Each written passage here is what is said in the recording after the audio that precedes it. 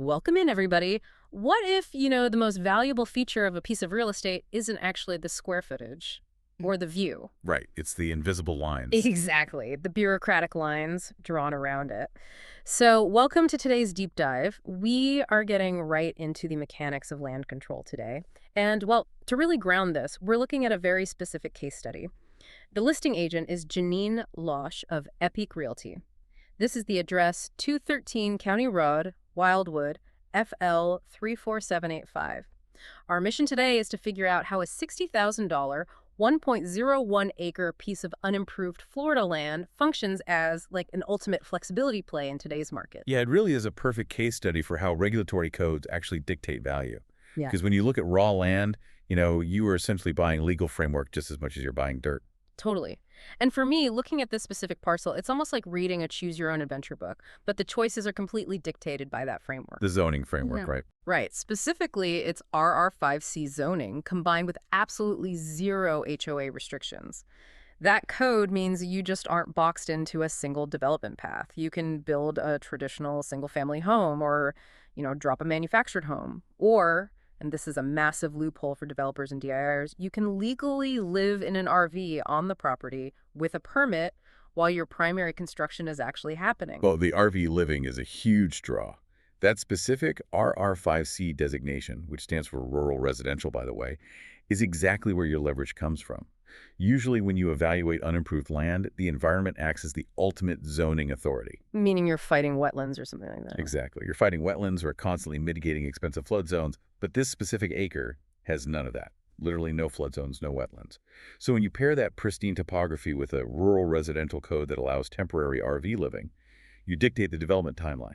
Instead of the terrain dictating it to you. I love that. Okay, so holding the land and taking your time sounds great, especially when the current annual taxes are sitting at an absurdly low $86. $86 is incredibly low, yeah. Right. But let's talk about the friction for a second. If I'm living my RV adventure while building, how do we actually get the lights on? What's the practical reality of setting up my daily life there? Well, you have to trigger an annexation. The land currently sits in the county, but to get municipal utilities flowing, buyers must actually contact the city of Wildwood to complete the annexation process. Contact the city. Yeah, doing that legally pulls this plot into the city limits. Wait, hold on. Calling a city to formally annex a property sounds like a complete bureaucratic nightmare to me, like months of city council meetings and red tape. Is that really an actionable, seamless step? I know it sounds intimidating, but in this specific pocket, it's essentially just a procedural upgrade.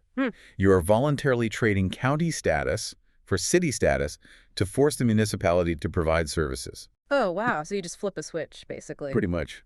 By pulling that lever, you upgrade from off-grid isolation straight into the main municipal network.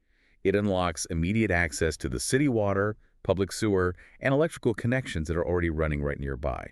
You aren't digging a well and just crossing your fingers. Oh, I see. So you're treating the annexation process almost like plugging a local router into an existing neighborhood fiber network. That is a really great way to look at it. Yeah. And it works perfectly because of the strategic placement of the lot. It actually sits right on a paved road, which is the physical manifestation of that balance. Rural freedom, but with city access. Exactly. You have rural zoning freedom on your actual dirt, but immediate paved access to U.S. Highway 301 and the highly sought-after area of the villages. You've also got local spots just minutes away, like the gazebo at Summer Lake Landing and Lake Okonkwo Park. Which is exactly why understanding the underlying mechanics of land use is so empowering for you listening right now.